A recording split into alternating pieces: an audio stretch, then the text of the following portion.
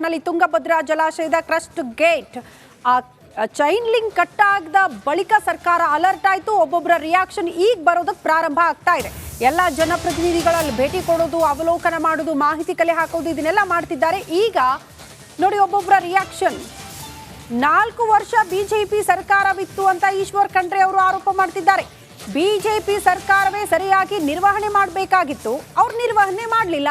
Crust gate ಕಟ್ಗೆ BJP ಕಡೆ ಬೊಟ್ಟು ಮಾಡಿದ್ದಾರೆ ಖಂಡ್ರೆ. ರಿಪಬ್ಲಿಕಾನದಲ್ಲಿ ಸಚಿವ ಈಶ್ವರ್ ಖಂಡ್ರೆ ಅವರ ಎಕ್ಸ್ಕ್ಲೂಸಿವ್ ಮಾತು. ಅನಾಹುತ ಆದ ಬಳಿಕ ಇದು ನಮ್ಮ ಅವಧಿಯ ಎಲ್ಲ ಆಗಿಲ್ಲ, ಹಿಂದಿನ ಅವಧಿಯವರೇ ಮಾಡಬೇಕಾಗಿತ್ತು, ಅವ್ರು ಮಾಡಿಲ್ಲ ಅನ್ನುವಂಥ ಆರೋಪ. ಇಂಥ ಆರೋಪ ಪ್ರತ್ಯಾರೋಪಗಳು ಈಗ ಕೇಳೋದಕ್ಕೆ ಸಿಗ್ತಾ ಇದೆ. ವ್ಯಕ್ತವಾಗ್ತಾ ಇದ್ದಾವೆ. ಈ ಬಗ್ಗೆ ಮಾತನಾಡೋದಕ್ಕೆ ಕಲ್ಯಾಣ ಕರ್ನಾಟಕದ ಹಿರಿಯ ನಾಯಕರು ಮತ್ತು ರಾಜ್ಯದ ಸಚಿವರಾದಂತಹ ಈಶ್ವರ್ ಖಂಡ್ರೆ ಇದ್ದಾರೆ, ಅವ್ರನ್ನ ಮಾತನಾಡಿಸೋಣ. ಸರ್, ಕಲ್ಯಾಣ ಕರ್ನಾಟಕ ಭಾಗದ ಆಸ್ತಿ ತುಂಗಭದ್ರಾ ಡ್ಯಾಮು, ಆ ಭಾಗದ ಡ್ಯಾಮ್ದ ಗೇಟ್ ನಂಬರ್ 19 ಕೊಚ್ಕೊಂಡು ಹೋಗಿದೆ. 60 TMC ಇದ್ದಂತ ನೀರು ಖಾಲಿ ಆಗ್ತಾ ಇದೆ. ಅಲ್ಲಿಯ ರೈತರು ಆತಂಕಕ್ಕೊಳಗಾಗಿದ್ದಾರೆ. ಸರ್ಕಾರ ಏನು ಸ್ಪಷ್ಟನೆ ಕೊಡುತ್ತೆ ಅನ್ನೋದು? ಇವತ್ತು TB ಬೋರ್ಡ್ನವರು ಮುನ್ನೆಚ್ಚರಿಕೆ ಕ್ರಮ ತೆಗೆದುಕೊಳ್ಳಬೇಕಾಗಿತ್ತು. ಮತ್ತು ಸರ್ಕಾರ ಇದ್ರ ಬಗ್ಗೆ ಗಂಭೀರತೆಯಿಂದ ಪರಿಗಣನೆ ಮಾಡಿ ಈ ರೀತಿಯ ಪುನರಾವರ್ತನೆ ಆಗಬಾರ್ದು ಅನ್ನುವಂಥ ರೀತಿಯಲ್ಲಿ ಎಲ್ಲ ರೀತಿಯ ಸಿದ್ಧತೆಗಳನ್ನು ಮಾಡಿಕೊಳ್ಳಬೇಕು. ಈಗ ತತ್ಕ್ಷಣವೇ ಆ ಒಂದು ಡ್ಯಾಮ್ನಲ್ಲಿ ಏನು ನೀರು ಇವತ್ತು ಸಂಗ್ರಹಣೆ ಆಗಬೇಕಾಗಿದೆ, ನೀರು ಹರಿದು ಹೋಗ್ತಾ ಇದೆ. ಇನ್ನೂ ಮಳೆಗಾಲ ಇದೆ, ಸೆಪ್ಟೆಂಬರ್ ಅಂತ್ಯದವರೆಗೆ ನೀರು ಅದರಲ್ಲಿ ಶೇಖರಣೆ ಮಾಡುವಂಥ ಒಂದು ವ್ಯವಸ್ಥೆ ಮಾಡಲಿಕ್ಕೆ ಏನು ಕ್ರಮ ತೆಗೆದುಕೊಳ್ಳಬೇಕು ಆ ಕ್ರಮ ತೆಗೆದುಕೊಳ್ಳಲಿಕ್ಕೆ ಸರ್ಕಾರ ಪ್ರಯತ್ನ ಮಾಡ್ತದೆ ಅನ್ನುವಂಥ ಮಾತನ್ನು ಹೇಳಲಿಕ್ಕೆ ಬಯಸ್ತೇನೆ. ಒಂದು ವಾರ ಅವಧಿ ಬೇಕಾಗುತ್ತೆ ಆ ಗೇಟ್ನ ಸರಿಪಡಿಸೋಕೆ ಅನ್ನುವಂಥದ್ದು. 60 TMC ಇತ್ತು, ಹೋದ್ರೆ ಎರಡನೇ ಬೆಳೆಗೆ ನೀರು ಇರಲ್ಲ ಮತ್ತು ಕುಡಿಯೋ ನೀರಿನ ಸಮಸ್ಯೆ ಕೂಡ ಬೇಸಿಗೆ ಟೈಮ್ನಲ್ಲಿ ಉದ್ಭವ ಆಗುತ್ತೆ ಅನ್ನೋದು. ನೀವು ಆ ಭಾಗ ಪ್ರತಿನಿಧಿಸೋದ್ರಿಂದ ನಿಮ್ಗೆ ನೀರಿನ ಸಮಸ್ಯೆ ಹೇಗಿದೆ ಅನ್ನೋದು ಗೊತ್ತಿರ್ತದೆ. ಈಗ ನಮಗೆ ದೇವರ ಮೇಲೆ ಭರವಸೆ ಇದೆ, ಮಳೆ ಚೆನ್ನಾಗಿ ಬರ್ತದೆ ಅನ್ನುವಂಥ ಮುನ್ಸೂಚನೆಗಳಿದ್ದಾವೆ. ಹೀಗಾಗಿ ಇವತ್ತು ಸೆಪ್ಟೆಂಬರ್ವರೆಗೇನು ಮಳೆ ಬರ್ತದೆ. ಮಳೆ ಬಂದು ಆ ಡ್ಯಾಮ್ ಮತ್ತೆ ಸಂಪೂರ್ಣವಾಗಿ ಭರ್ತಿ ಆಗ್ತದೆ. ಅದನ್ನು ಇವತ್ತು ಸರಿಪಡಿಸ್ತಾರೆ ಅನ್ನುವಂಥ ವಿಶ್ವಾಸ ಇದೆ. ಸರ್, ಇನ್ನೊಂದು ಪ್ರಮುಖವಾಗಿ ಸರ್, ಡ್ಯಾಮ್ ನಿರ್ವಹಣೆ ಸರಿಯಾಗಿ ಆಗ್ತಾ ಇಲ್ಲ. KRSಗೆ ಇರತಕ್ಕಂತಹ ನಿರ್ವಹಣೆ ಆಲಮಟ್ಟಿ ಮತ್ತು ತುಂಗಭದ್ರದ ಆಗ್ತಾ ಇಲ್ಲ ಅನ್ನೋಂಥ ಆಕ್ರೋಶನ ಆ ಭಾಗದಲ್ಲಿ ಸೋಷಿಯಲ್ ಮೀಡಿಯಾದಲ್ಲಿ ಸಾಕಷ್ಟು ವ್ಯಕ್ತವಾಗ್ತಾ ಇದೆ. ತಾವು ಕೂಡ ಪ್ರತಿನಿಧಿ ಇದ್ರಿ, ಇದನ್ನು ಒತ್ತಾಯ ಮಾಡ್ತೀರಾ ಸರ್ಕಾರದ ಮಟ್ಟದಲ್ಲಿ? ಜನರ ಆತಂಕ ಇದೆ.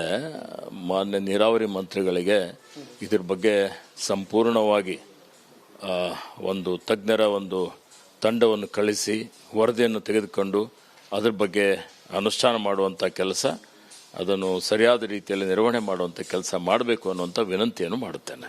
ಸಚಿವರೇ ನಿರ್ವಹಣೆ ಸರಿಯಾಗಿ ಮಾಡ್ತಾ ಇಲ್ಲ ಖಾತೆನ ಅನ್ನುವಂಥದ್ದು ಸರ್. ಯಾಕಂದ್ರೆ ಮೂರು ಜವಾಬ್ದಾರಿಗಳಿದ್ದಾವೆ.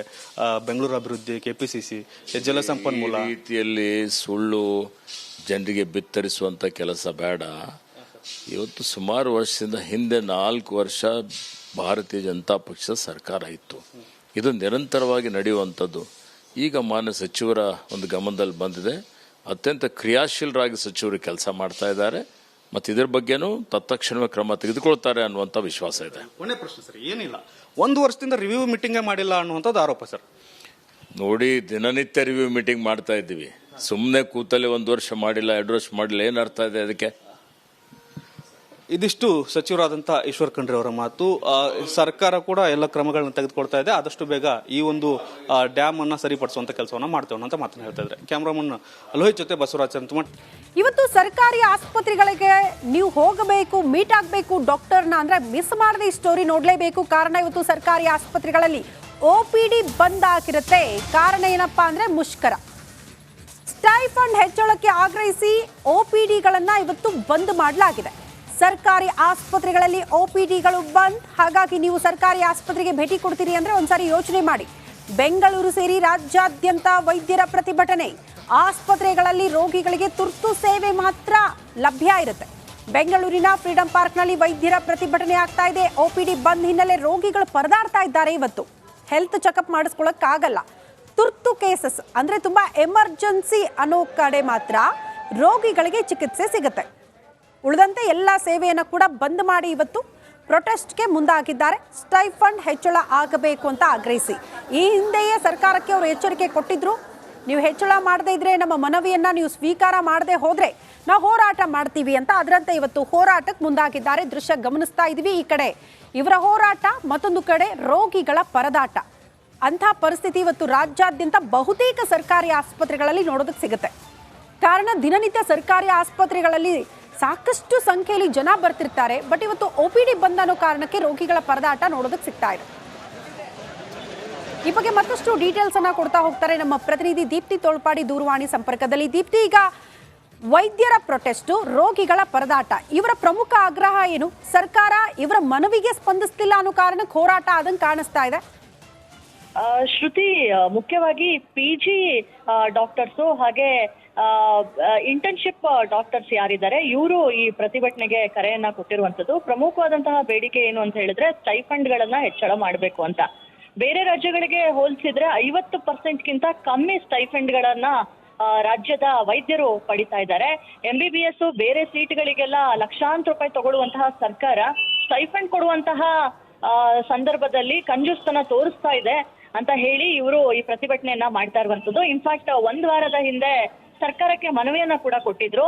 ಸ್ಟೈಫಂಡ್ ಹೆಚ್ಚಳ ಆಗ್ಲಿಲ್ಲ ಅಂತ ಹೇಳಿದ್ರೆ ನಾವು ಕೆಲಸಗಳನ್ನ ಬದಿಗಿಟ್ಟು ಬೀದಿಗೆ ಇಳಿತೀವಿ ಅಂತ ಹೇಳಿ. ಅದೇ ಪ್ರಕಾರವಾಗಿ ಇವತ್ತು OPD ಸೇವೆಗಳನ್ನ ಬಂದ್ ಮಾಡಿ, ಹಾಗೆ ಕೆಲವೊಂದು ಈ ಎಮರ್ಜೆನ್ಸಿ ಸೇವೆನ ಬಿಟ್ಟು ಬೇರೆಲ್ಲ ಸರ್ಜರಿಗಳಿರ್ಬೋದು, ಇದೆಲ್ಲದಕ್ಕೂ ಕೂಡ ಬಂಧನ ಮಾಡಿ ಅವರು ಇದೀಗ ಫ್ರೀಡಂ ಪಾರ್ಕ್ ನತ್ತ ಬರ್ತಾ ಇದ್ದಾರೆ. ಹೀಗಾಗಿ ವಿಕ್ಟೋರಿಯಾ ಸೇರಿ KC ಜನರಲ್ ಆಸ್ಪತ್ರೆ ಸೇರಿ ಬಹುತೇಕ ಸರ್ಕಾರಿ ಆಸ್ಪತ್ರೆಗಳಲ್ಲಿ OPDಗಳಲ್ಲಿ ಜನ ಜಾಸ್ತಿ ಇದ್ದಾರೆ, ಆದ್ರೆ ಸಿಬ್ಬಂದಿಗಳೇ ಇಲ್ಲ. ವೈದ್ಯರು ಟ್ರೀಟ್ಮೆಂಟ್ ಕೊಡೋದಕ್ಕೂ ಇಲ್ದಿರುವಂತಹ ಕಾರಣ ಗಂಟೆಗಟ್ಲೆ ಕ್ಯೂ ಅಲ್ಲಿ ನಿಂತು ಪರದಾಡುವಂತಹ ಸ್ಥಿತಿ ನಿರ್ಮಾಣ ಆಗಿದೆ.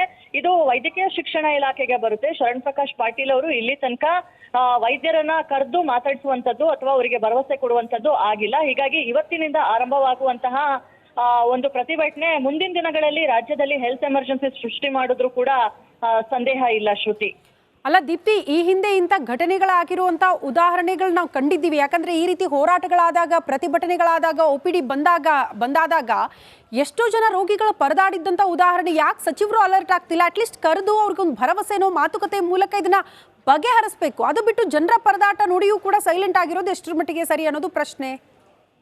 ಶ್ರುತಿ, ಸಚಿವರು ಯಾವುದೋ ಬೇರೆ ವಿಚಾರದಲ್ಲಿ ಬ್ಯುಸಿ ಇದ್ದಾರೆ ಕಾಣುತ್ತೆ. ಮೀಟಿಂಗ್ ಮೇಲೆ ಮೀಟಿಂಗ್ ಮಾಡುವಂತದ್ದು ಸಚಿವರಿಗೆ ವೈದ್ಯರ ಬಗ್ಗೆ ಕಾಳಜಿ ಇಲ್ಲ ಅನ್ನೋದು ಇಲ್ಲಿ ಸ್ಪಷ್ಟವಾಗಿ ಗೊತ್ತಾಗುತ್ತೆ. ಅಂಡ್ ಈ ವೈದ್ಯರು ಏನಿದ್ದಾರೆ ಇವರೆಲ್ಲ PG ರೆಸಿಡೆಂಟ್ ಡಾಕ್ಟರ್ ಆಗಿರೋದ್ರಿಂದ ಬೇರೆ ಡಾಕ್ಟರ್ಗಳಿಗಿಂತ, ಅಂದ್ರೆ ಈಗಿರುವಂತಹ ಡಾಕ್ಟರ್ಗಳಿಗಿಂತ 10 ಪಟ್ಟು ಜಾಸ್ತಿ ಕೆಲಸ ಮಾಡ್ತಾರೆ. ಇವರಿಗೆ ಟೈಮಿಂಗ್ ಅನ್ನೋದೇ ಇಲ್ಲ. ಬೆಳಿಗ್ಗೆ 6 ಗಂಟೆಗೆ ಬಂದ್ರೆ ರಾತ್ರಿ 11 ಗಂಟೆಗೆ ಹೋಗುವಂತಹ ಉದಾಹರಣೆಗಳು ಇದೆ. ಯಾಕಂದ್ರೆ PG ಸ್ಟೂಡೆಂಟ್ಸು ನೀವೇ ಕೆಲಸ ಮಾಡ್ಕೊಂಡು ಹೋಗಿ ಅಂತ ಹೇಳಿ ಈ ಸೀನಿಯರ್ ಡಾಕ್ಟರ್ಸ್ ಅವರಿಗೆ ಪ್ರೆಷರ್ ನ ಹಾಕುವಂತದ್ದು. ಎಷ್ಟೋ ಸಂದರ್ಭಗಳಲ್ಲಿ 24 ಗಂಟೆ ಕೆಲಸ ಮಾಡಿ ನೆಕ್ಸ್ಟ್ ಡೇ ರೆಸ್ಟ್ ಮಾಡಿರುವಂತಹ ಉದಾಹರಣೆಗಳು ಕೂಡ ಇದೆ. ಹೀಗಾಗಿ ಬೇರೆ ರಾಜ್ಯಗಳಿಗೆ ಕೊಡುವಂತೆ ನಮಗೂ ಕೂಡ ಸ್ಟೈಫಂಡ್ ಆದ್ರೂ ಜಾಸ್ತಿ ಮಾಡಿ, ಹೆಚ್ಚುವರಿ ಕೆಲಸವನ್ನ ಕಮ್ಮಿ ಮಾಡಿ ಅಂತ ನಾವು ಹೇಳ್ತಾ ಇಲ್ಲ. ರೋಗಿಗಳಿಗೆ ಏನೆಲ್ಲ ಸೇವೆಗಳನ್ನ ಕೊಡಬೇಕು,